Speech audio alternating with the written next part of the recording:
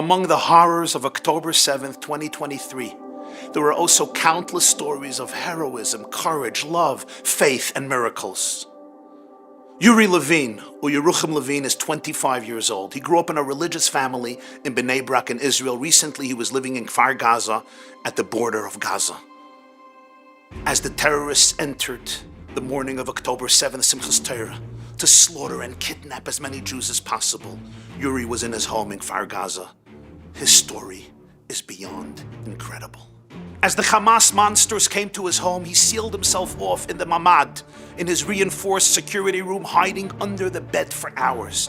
The terrorists decided after a few hours to set his small home on fire to force him to evacuate. The smoke began to fill the room where he was, and then they decided to blow up the door. What do you do at such a moment? Yuri began debating. Should I scream Shema Yisrael and accept my death sentence? Or should I fight? In a moment's decision, he decided that no matter what happened, he would fight for his life. He jumped through the window. And when he landed, he was caught by 3 terrorists. One armed with a knife, the second with an axe, the third with a Kalashnikov rifle. The terrorists seized him, grabbed him, and started to lead him towards Gaza. Yuri went with them, pretended to surrender completely. His head was down, his body language displayed complete submission to the killers. The terrorists led him thousands of feet into Gaza.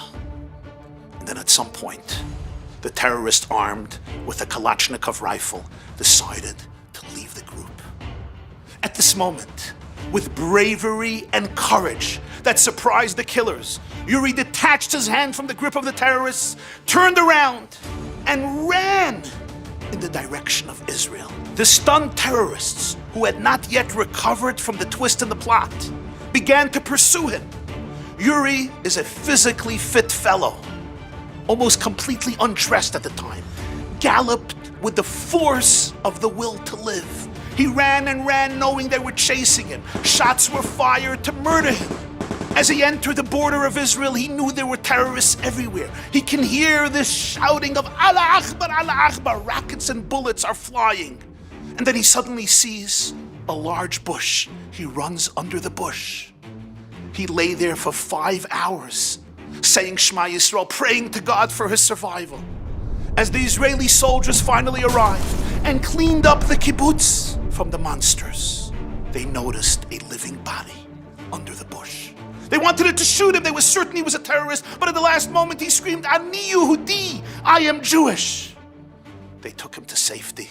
One of the special forces fighters joked afterwards and he said, we saw an Ashkenazi in his underwear and decided he was no threat.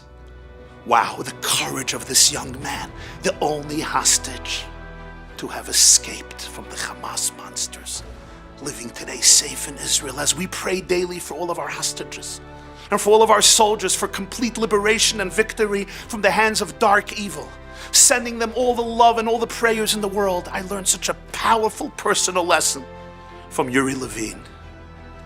I have a piece of negativity or darkness inside of me.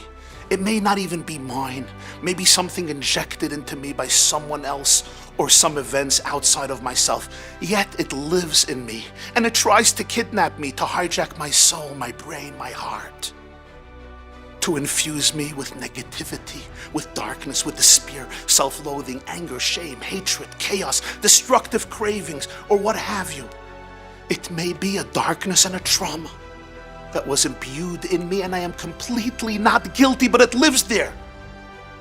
I want to learn from Yuri how to have the courage to tear myself away from the hands of my captors inside and never allow them to eclipse my internal and eternal flame of love. Happy Chanukah.